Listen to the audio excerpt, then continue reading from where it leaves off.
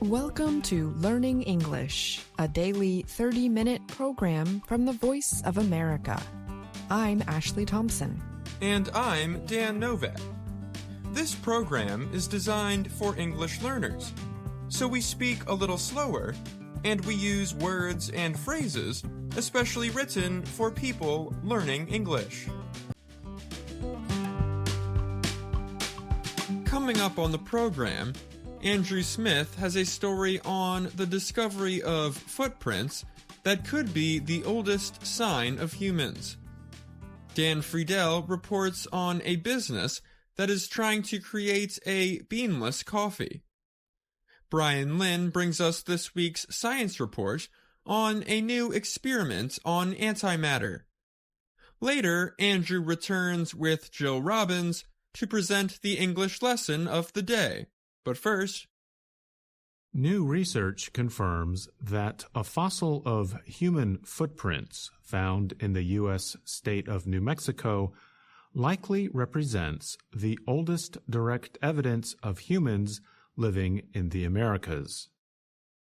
The footprints were discovered at the edge of the remains of an ancient lake in White Sands National Park in southern New Mexico. The research, published recently in Science, suggests the fossil dates back to between 21,000 and 23,000 years ago. The estimated age of the footprints was first reported in Science in 2021, but some researchers questioned the dates. Researchers wondered whether seeds from lake plants used in the early dating may have taken in ancient carbon from the lake. If so, this could have changed the radiocarbon test result by thousands of years. The new study presents two additional lines of evidence for the older date range. It uses two different materials found at the site, ancient tree pollen and quartz grains. The reported age of the footprints questions the belief that humans did not reach the Americas until about 15,000 years ago. That was a few thousand years before rising sea levels covered the Bering Land Bridge between Asia and North America. Thomas Urban is a scientist who studies ancient humans at Cornell University in New York. He was involved in the 2021 study, but not the new one. He said it is an area that's always been controversial. Urban said such studies are important because they deal with the last part of the peopling of the world. Thomas Stafford is an independent scientist who studies ancient humans and the Earth in Albuquerque, New Mexico. He was not involved in the study. He said that while he was a bit skeptical before, he now believes it. Stafford said it is an important finding if three completely different methods show findings from a similar time period. The new study separated about 75,000 individual pieces of pollen from the same area in rocks where the footprints were found. Kathleen Springer is an earth scientist researcher at the United States Geological Survey and helped write the new paper. She said the process of dating pollen is very difficult. She added that scientists believe radiocarbon dating land plants gives more correct results than dating plants living in water. But she added there needs to be a large enough number of plants to study. The researchers also studied damage to the structure in ancient small pieces of quartz to produce an age estimate. Ancient footprints of any kind, left by humans or large animals, can give scientists some idea when they are from. They may record how and where people or animals walked and if their paths crossed. Animal footprints have also been found at White Sands. Other ancient sites in the Americas point to a similar time period.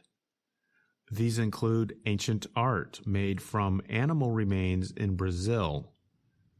But scientists still question whether such materials really suggest that humans were living in the Americas then.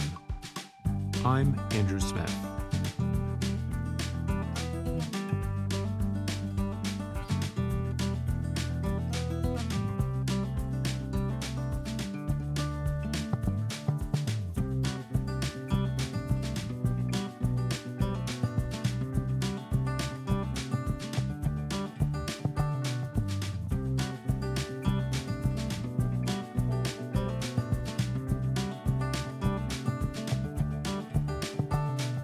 Coffee is one of the most popular drinks in the world, but it takes a lot of plants to produce the world's coffee supply each year.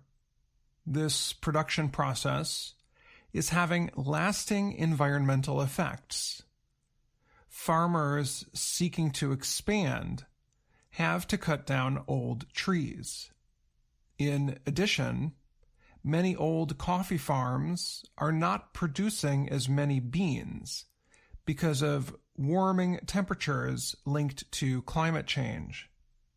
This leads coffee bean growers to move higher up hills and mountains in search of cooler areas to plant new trees.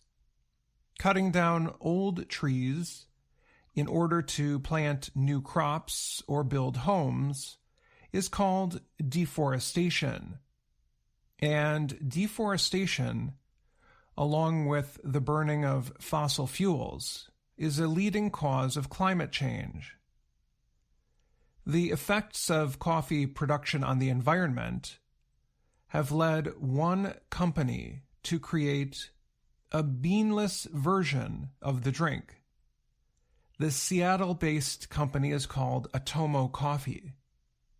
It has already received more than $50 million in investments. Atomo's product tastes like coffee and is prepared in the same way, by pouring water over a fine grind. But it is not made with beans. It is instead made with plant material, such as seeds from a date. Caffeine for the product comes from waste during a process used to remove caffeine from tea. Coffee is causing deforestation at a pretty alarming rate, almost up to 10 New York Central Parks a day. Andy Kleitch recently told Reuters. Kleitch started Atomo Coffee about 5 years ago. He said the world's coffee machine never stops. It is always looking for more land, and that's what we're trying to stop. Studies show that by 2050, about half the land currently used to grow coffee could be unproductive. Atomo hopes to do for coffee what engineered meat products, such as Beyond Meat, have done for meat alternatives. The company has been testing out a kind of coffee called cold brew. It uses over 90% less water than regular coffee and is produced with reduced carbon pollution as well. The company is also in the process of making a hot coffee product. Atomo hopes coffee shops will consider offering its beanless coffee to buyers who show interest in the product. But the beanless version comes with a cost. Atomo's coffee will sell for about $20 for 1/2 kilogram. Regular coffee is usually $10 to $14 for the same amount. I'm Dan Friedel.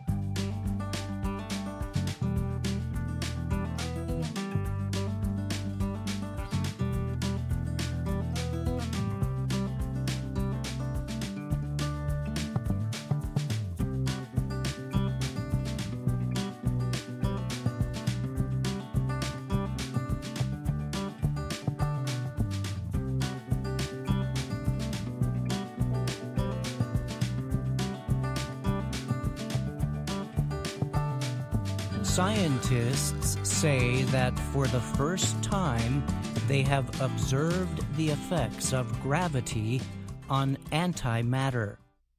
Matter includes all the things we see around us. Antimatter is thought to mirror all forms of normal matter. But antimatter has the opposite electrical charge and magnetic properties as matter, the U.S. Department of Energy explains. Antimatter remains a mysterious substance. Scientists believe it is as old as the universe itself. Current scientific theories suggest that about 13.8 billion years ago, the Big Bang event created an equal amount of matter and antimatter. The Big Bang is the explosion many scientists believe created the universe. But scientists say there appears to be very little antimatter in the universe today, with almost none on Earth. Half the universe is missing, said Jeffrey Hengst, a member of the experimental team. The antimatter observation was carried out at the European Centre for Nuclear Research, or CERN, near Geneva, Switzerland. The researchers were part of the International Anti-Hydrogen Laser Physics Apparatus, or ALPHA, project. CERN says the ALPHA group was formed to carry out experiments on antimatter. ALPHA's work involves making, capturing, and studying anti-hydrogen atoms. The goal of the center is to learn more about the mysterious properties of antimatter. The researchers wanted to find out whether gravity caused antimatter to fall towards the center of the Earth in the same way as normal matter. This idea agrees with physicist Albert Einstein's general theory of relativity. This theory proposed that gravity is caused by a curving of space and time. Scientists at CERN first produced antimatter in 1996 in an experiment that created antihydrogen. To study gravity's effect on antimatter in the laboratory, the ALPHA team built a 25-centimeter-long container placed on its end, with magnets at the top and bottom. Then scientists placed about 100 very cold hydrogen atoms into the magnetic trap. During the experiment, researchers said the antihydrogen particles were moving around at a speed of about 100 meters a second. When the strength of the magnets was reduced, the particles were able to escape the container. The scientists said their result demonstrates that gravity causes antimatter to fall toward the center of the Earth. The researchers carried out several experiments that they said confirmed their findings. Hengst, who leads operations at ALPHA, spoke to the French news agency AFP. He said that the research ruled out that gravity pushes antihydrogen away from the center of the Earth. But, he added, it does not prove that antimatter behaves exactly the same way as normal matter.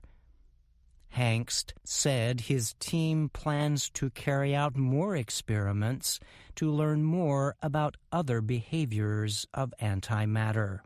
Marco Gersebek is a physicist who works at CERN but was not involved in the ALPHA research.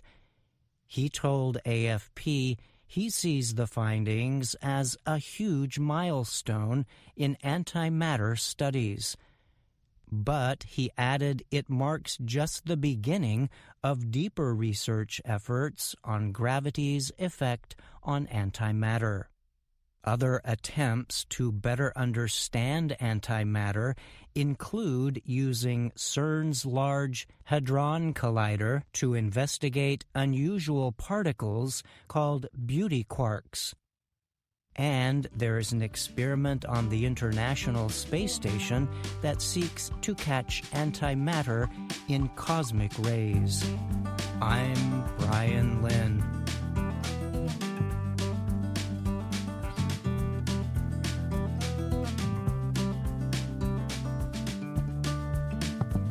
Brian Lynn joins me now to talk more about his science report. Thanks for being here, Brian. Sure, Dan. Thanks for having me. This week's report dealt with a substance scientists still consider very mysterious, antimatter. The experiment you described had to do with how antimatter reacts to gravity. Why did the researchers think it was important to test these effects? So, the scientists involved were quite pleased with the end result, mainly because it took them so long to get there. They noted the whole process took about 30 years because of all the necessary preparatory work. For example, the team had to first learn how to make the anti-atoms used in their work.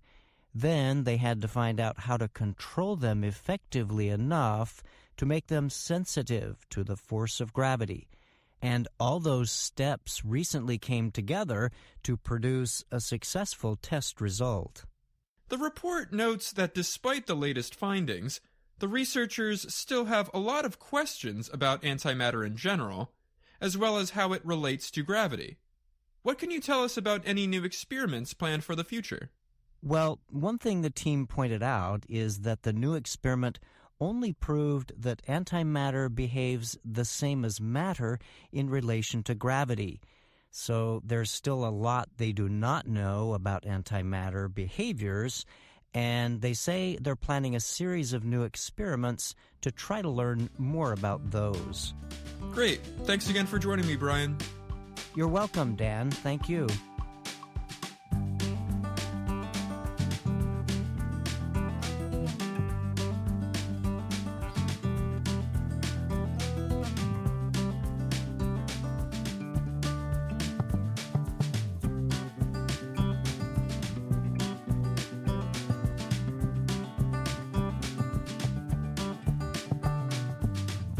Hello, my name is Anna Mateo.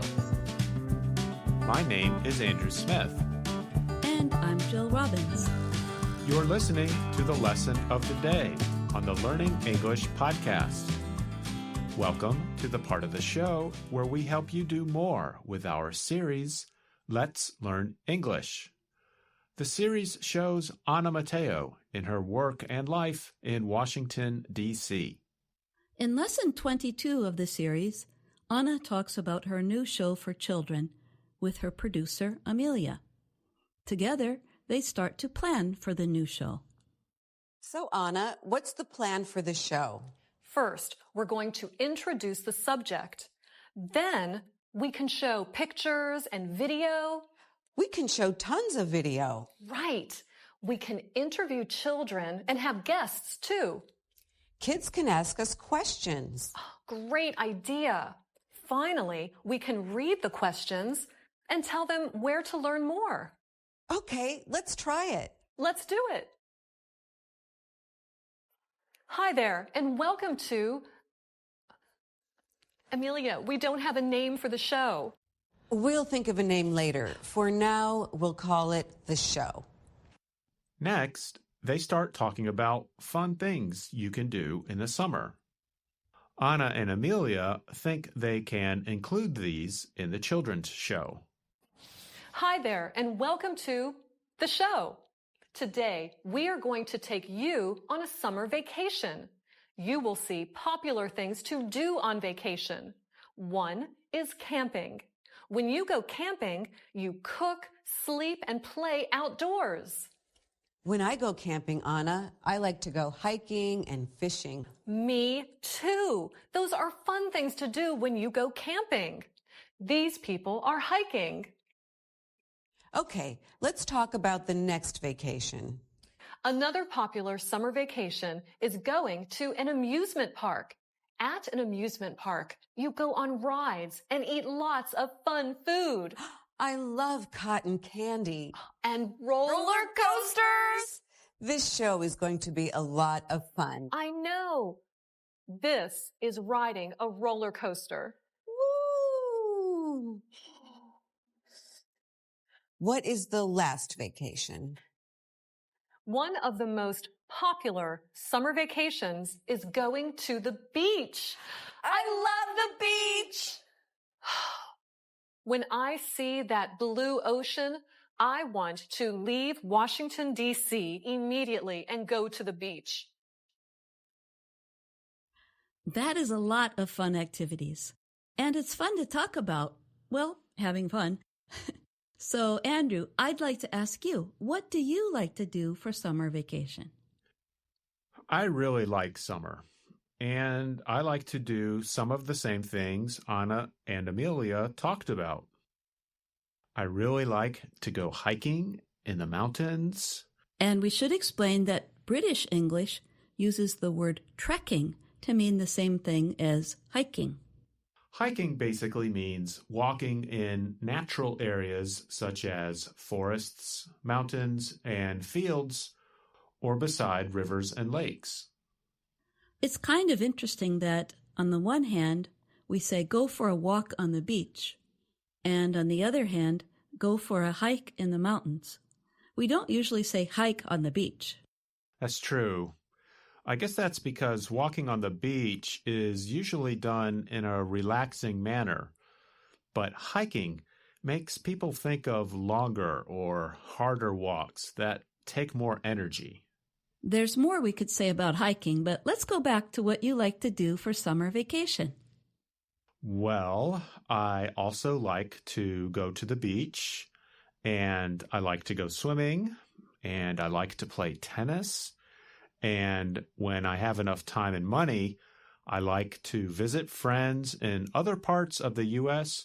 or travel to other countries. How about you, Jill? I love swimming at an outdoor pool. I also enjoy traveling to visit my family. Sometimes my brothers and sisters and I all get together in the summer. And I love going to beautiful places and painting them. I paint with acrylics, and I'm learning to use watercolors. That sounds like an interesting thing to do in the summer. I think I would like to try that. We can use the verb like in 3 ways to talk about things we enjoy doing. First, we can say like to plus the base form of the action verb. For example, we can say, I like to read. Second, we can say like plus the ing form of the action verb. For example, we can say, I like reading. The ing form of the verb here is called the gerund. And third, we can say like to plus the verb go plus the gerund. We can hear this third form when Amelia and Anna talk about camping. When I go camping, Anna, I like to go hiking and fishing. Me too. Those are fun things to do when you go camping. Here are some activities where you can use the verb go plus the gerund. Go camping, go swimming, go hiking, go fishing, go dancing, go shopping, go sightseeing, go biking, go running, go jogging, go skiing, go ice skating, go roller skating, go sailing, and go surfing. That was a big list, and I noticed that most of those activities involve some kind of movement or motion. And that makes sense, because the verb go makes us think of moving from place to place. But for almost any activity, we can say like to plus the base form of the action verb. For example, we can say either I like to go swimming or I like to swim. And the phrase I like to is something that's easy to say quickly, like this. I like to swim. When we say it quickly, the word to is pronounced ta. I like to. I like to swim. I like to bike. That's how it sounds faster. Ba-da-da-dum, ba-da-da-dum. That's the rhythm or beat of the phrase. Now listen to this chant where we use that beat. The phrases go by very quickly, but don't worry if you can't understand every word. Ready? Listen. There's so many things that I like to do. I like to run, I like to walk, I like to read, I like to talk, I like to teach, I like to learn, I like to dance, I like to sing. I like to sing and dance. There's so many things that I like to do. I like to cook, I like to eat. I like to cook, I like to eat. I like to eat, I like to eat. I like to eat, I like to eat. You really like to eat. Yes, I really like to eat. I like to watch TV. I like to read a magazine. I like to listen to the birds. I like to look at the moon. I like to walk in the hills. I like to swim in the sea. I like to lie in bed and rest my head. There's so many things that I like to do. I like to run, I like to walk, I like to read, I like to talk, I like to teach, I like to learn, I like to dance, I like to sing. I like to sing and dance. There's so many things that I like to do. I like to watch TV, I like to read a magazine, I like to listen to the birds, I like to look at the moon. I like to walk in the hills, I like to swim in the sea. I like to lie in bed and rest my head. There's so many things that I like to do. There's so many things that we all like to do. There's so many things that we all like to do. There's so many things that we all like to do. So write to us and tell us what you like too. We know that was fast, but we want you to hear the rhythm of English and also just to have some fun with the language. Having fun helps you learn. So you can play with the English language. For example, you can try to make up your own chants. And in the Let's Learn English series, Amelia and Anna know that it is helpful to have fun. Let's listen to them one more time. Okay, let's talk about the next vacation. Another popular summer vacation is going to an amusement park. At an amusement park, you go on rides and eat lots of fun food. I love cotton candy. And roller coasters! This show is going to be a lot of fun. I know. Jill, before we go, maybe we should mention the difference between the words fun and funny. Something that is funny is something that makes you laugh, like a good joke or a special situation. Something that is fun is like an activity that feels enjoyable, like you are playing a game. Jill, I have to say, doing this podcast with you is a lot of fun. Thanks, Andrew. It's a blast. It's a blast is a nice expression that means it's really fun. And we hope you've had fun listening to the lesson of the day. You can learn more on our website, learningenglish.voanews.com. You can also find us on YouTube, Facebook, and Instagram. And thank you for listening to the Learning English podcast. I'm Andrew Smith. And I'm Jill Robbins. And that's our program for today. Join us again tomorrow to keep learning English through stories from around the world. I'm Ashley Thompson. And I'm Dan Novak.